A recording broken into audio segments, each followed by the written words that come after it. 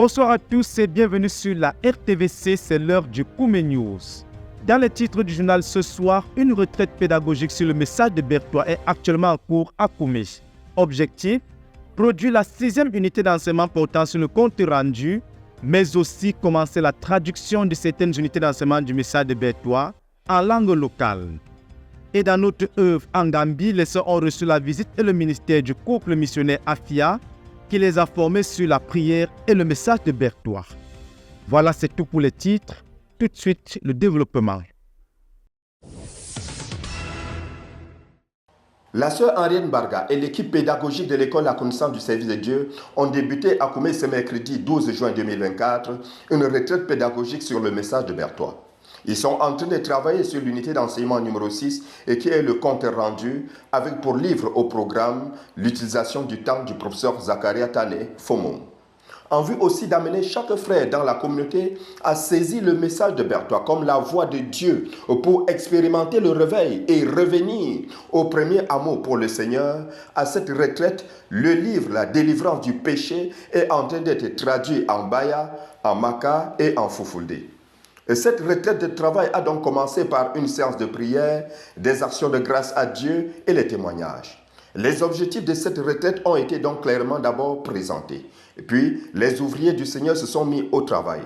Et ceux qui vont traduire le livre La délivrance du péché sont livrés d'activités et le manuel du dirigeant en différentes langues présentées. Et ceux qui vont offrir à la communauté le manuel du dirigeant, le livret d'activités pour le livre L'utilisation du temps.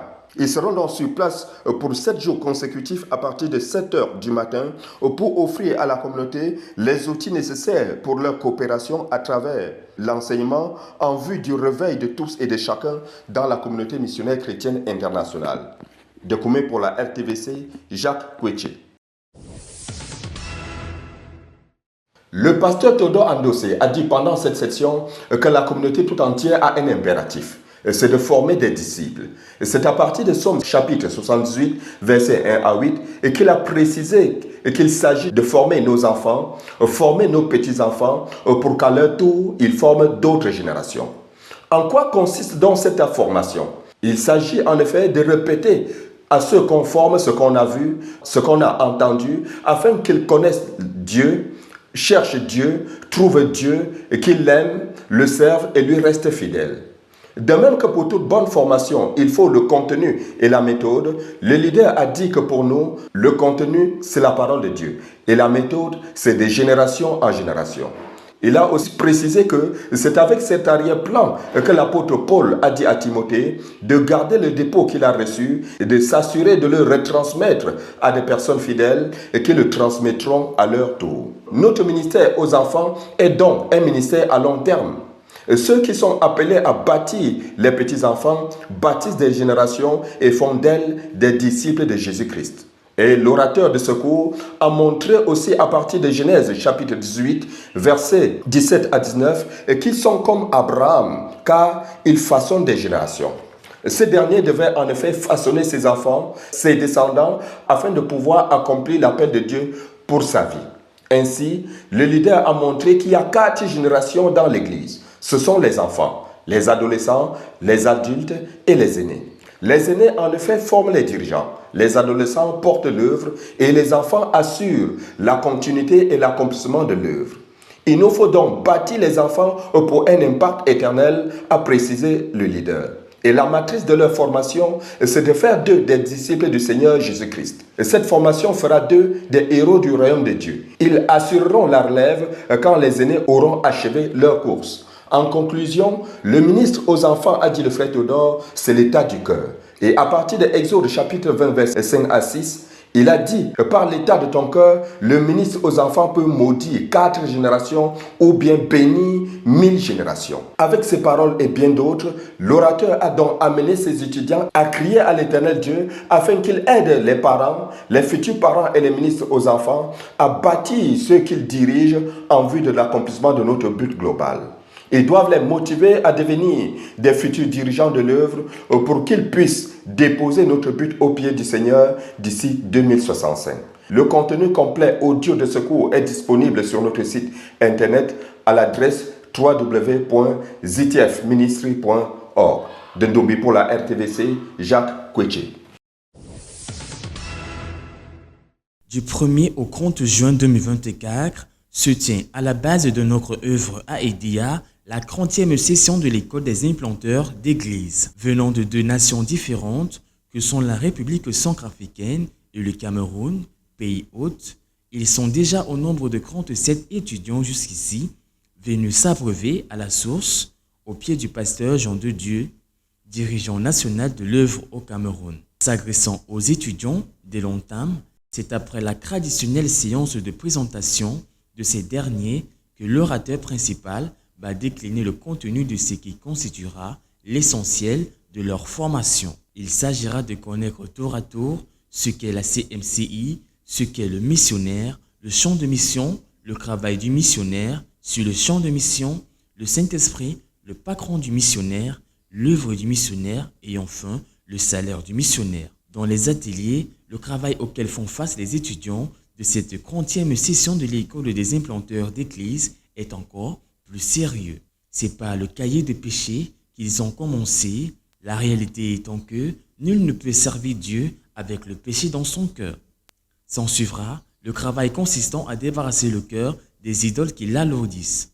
La prochaine étape, elle, mettra en emphase sur le fait d'enlever du cœur tous les mauvais caractères du diable et y planter le caractère de Christ correspondant. Un cœur aussi nettoyé et propre rendra plus léger le travail de brisement des liens malsains et autres liens qui rendent les missionnaires inefficaces sur le terrain. D'autres enseignants portant des aspects spécifiques du ministère sont annoncés pour intervenir pendant cette session, question de rendre les étudiants plus aptes à faire face au travail qui les attend sur le terrain. Les week-ends de ces derniers sont d'ailleurs suffisamment chargés. Il s'agit en effet d'être à un des sièges de prière en cours dans l'église d'Edea, soit à une réunion dans l'un des centres de puissance dans la ville, ou encore de faire une sortie d'évangélisation dans l'un des quartiers de la ville. C'est donc un programme sérieusement chargé, de jour comme de nuit, pour ces étudiants enrôlés à cette session de l'école. En effet, leur réveil est prévu à 4 heures du matin et leur journée finissant à 23 heures. Que toute la gloire revienne au Seigneur pour cette nouvelle couvée de missionnaires qui seront très bientôt ajoutés au nombre de ceux déjà sur le terrain qui sont de précipiter les résultats et atteindre au plus vite le but devant nous. Le pasteur Enoch Bisson, dirigeant de la province spirituelle du Sud-Ouest, a tenu une croisade d'évangélisation dans 2 localités situées sur l'axe Kumba-Mangfi. Le 29 mai, c'est la localité de Weme qui a été la première à être visitée. Les efforts d'évangélisation et de mobilisation des saints ont permis de réunir 98 personnes à ce rendez-vous. Au terme de la proclamation de l'évangile, 54 personnes ont reçu le Seigneur Jésus-Christ dans leur cœur. 4 guérisons instantanées ont été enregistrées au terme du ministère de guérison rendu. Poursuivant dans la localité de Kouroumé, le pasteur Bisson a prêché l'évangile aux 50 invités présents et 21 personnes ont reçu le Seigneur Jésus-Christ dans leur cœur. 12 guérisons instantanées ont été enregistrées, au nombre desquelles un jeune homme qui a été miraculeusement guéri de l'épilepsie. Nous bénissons le Seigneur pour ses efforts d'évangélisation et puisse la flamme de l'évangile envahir tout notre ministère pour accélérer l'accomplissement de notre but. Document pour la RTVC, Dan Josué, Mouloula Bekoum. Pendant le week-end du 31 mai au soir du 1er juin 2024, la sœur Betty Lekunze, missionnaire numéro 2 au Ghana et dirigeante de la maison de prière du Ghana pour toutes les nations, a réuni les dirigeants des chambres de prière de la ville d'Accra et de 5 localités de la région de l'Est pour un siège de prière de 24 heures. Au total, 39 personnes ont participé à ce siège de prière qui s'est déroulé à Accra au centre de Narman. Le siège a commencé par des 2 moments d'action de grâce et de louange après l'accueil des différentes délégations venues de l'Est. La sœur Betty Lekunze, pour préparer les saints à combattre les batailles du Seigneur, les a exhortés sur la nécessité pour les ministres de prière d'être saints et libres de tout péché, en particulier les péchés du cœur, mais aussi sur la nécessité d'être en bon terme avec leurs conjoints, leurs voisins, et de s'abstenir de tout péché, tel que la colère, les calomnies et bien d'autres. Toujours sur la nécessité d'avoir un cœur pur afin de prier, le frère Francis, dirigeant du centre de Narman, a partagé avec les frères, à partir du livre « Le semer, la semence et les cœurs des hommes ». Il a amené les saints à prier pour coopérer avec Dieu afin d'avoir un bon cœur et un cœur pur. Les saints ont ensuite approfondi l'intercession dans différents domaines tels que la prière pour l'obéissance au message de Berthoud pour chacun d'eux. Ils ont prié pour la qualité des églises dans les différentes localités de la nation et le but de la phase 3 pour la localité d'Accra, qui est de susciter 2000 dirigeants qui obéissent au message de Berthoud. Ils ont également plongé dans la prière les prochains voyages d'implantation des églises du dirigeant national le frère Lokunze, la distribution de la littérature chrétienne et son impact à l'œuvre au Ghana. Le prochain long jeûne et quelques besoins personnels et des besoins saillants de l'œuvre ont également été portés en prière. Les dirigeants des chambres de prière ont eu le temps de rendre grâce à Dieu et de partager les nouvelles de leurs différentes localités afin d'amener les frères à remercier Dieu. Ils ont également fait part de certains de leurs besoins qui ont été portés en prière. À son tour, le pasteur Wilfrid Lokunze, dirigeant de l'œuvre au Ghana, s'est joint au sein en prière dans l'après-midi du samedi et les a encouragés par des témoignages, des bonnes nouvelles de la main de Dieu dans différentes régions de la nation où des portes ont été ouvertes à l'Évangile grâce à l'impact de notre littérature chrétienne. Il a poursuivi en exhortant les saints sur la nécessité d'être consacrés au Seigneur et mis à part pour être sa propriété exclusive. Nous bénissons le Seigneur pour ce siège de prière de 24 heures et son impact.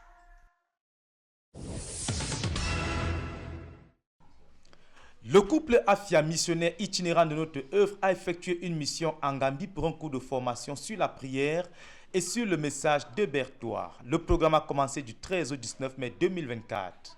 Les sessions ont été divisées en deux, celle du matin allant de 11h à 14h avec la sœur Yudi, qui a enseigné sur la prière, tandis que le frère Obot rendait ministère dans la nuit de 19h à 23h, enseignant sur le message de Berthoud et le but de susciter 100 enseignants du message de Berthoud pour enseigner les autres frères et les jeunes convertis. La sœur Yudi a exhorté les dirigeants et les saints sur l'importance de la prière dans la vie de celui qui prie. Et à partir de plusieurs passages bibliques, elle a enseigné aux frères comment prier. Elle a notamment insisté sur le besoin de revenir à l'utilisation des retraites de prière de 15 minutes dans la pratique de la prière quotidienne. La nécessité d'implanter plusieurs chambres de prière dans l'œuvre en Gambie a été présentée aux frères qui ont été exhortés à suivre le modèle du frère Zach qui a bâti notre œuvre en investissant la prière et le jeûne.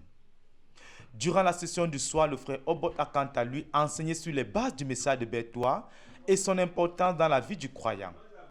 Passant de l'enseignement à la pratique, les frères ont été répartis en ateliers représentant les églises de maison.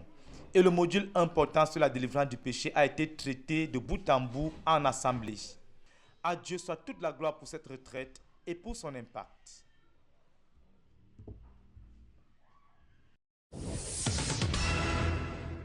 En vue de coopérer avec le Seigneur dans ces rapides, après la Réma de cette année, les saints en Europe ont continué de mener bataille sur deux fronts, à savoir le projet du Jeu de la vie et les Jeux olympiques Paris 2024.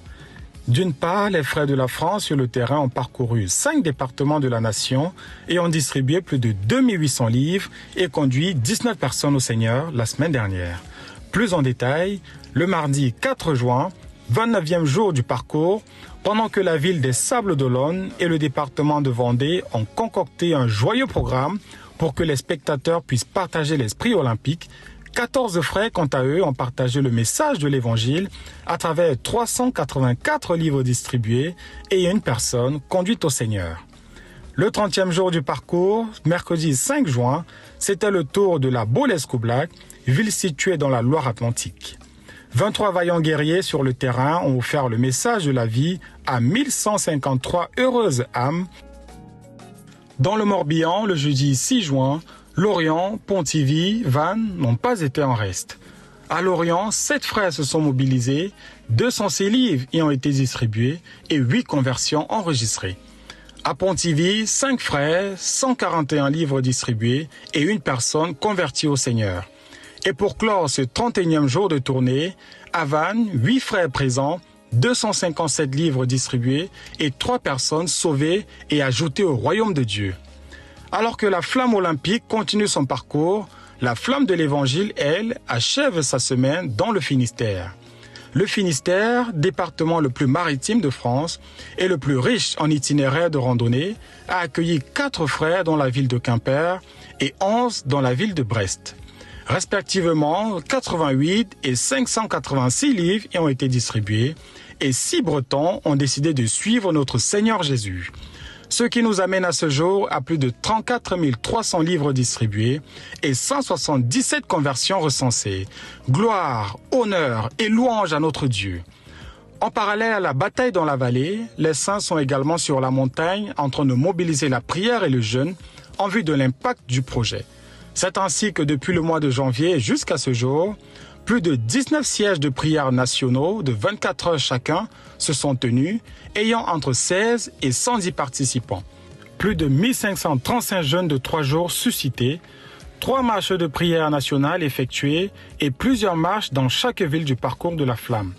Plus de 32 heures investies à la chaîne de prière pour la veille spirituelle sur les dirigeants. Plus de 557 heures de prière en langue investies. Plus de 66 500 sur les 1 million de livres ont été distribués dans la prière avec impact.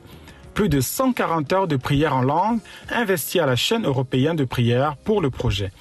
2 journées européennes de prière pour le projet déjà réalisé avec 8 à 14 nations présentes. Je suis la sœur Natasia Nganomo-Chenyo, dirigeante de la maison de prière de la France pour toutes les nations qui est située à Poitiers. Je suis membre, entre autres, de la commission Jeûne et prière pour les Jeux Olympiques. Nous rendons grâce à Dieu qui mobilise ses enfants pour prier pour cet événement des Jeux Olympiques qui sont une opportunité unique dans notre génération. Et outre les prières qui sont élevées dans les nations, une stratégie de prière pour susciter davantage de prières au niveau de l'Europe a été mise en place par la sœur Ruth Donald, à savoir une rencontre hebdomadaire le dimanche, une chaîne de prière de 24 heures à date où chaque nation s'inscrit pour un créneau, les prières en langue journalière de 15 minutes au moins qui sont faites jour après jour. Du fardeau de façon générale que nous avons au niveau de la commission prière, au-delà des objectifs fixés qui concernent les effectifs et le besoin d'atteindre les 200 nations qui concernent le but de la phase 3 de notre ministère, nous voyons que le Seigneur a amené sous nos pieds plus de 200 nations qu'on va atteindre pendant les JO. Et on a cette foi-là que le Seigneur va accomplir les promesses qu'il nous a faites. Mais nous insistons et nous prions que la prière accomplisse les miracles de transformation dans nos vies à travers l'obéissance au message de Berthois.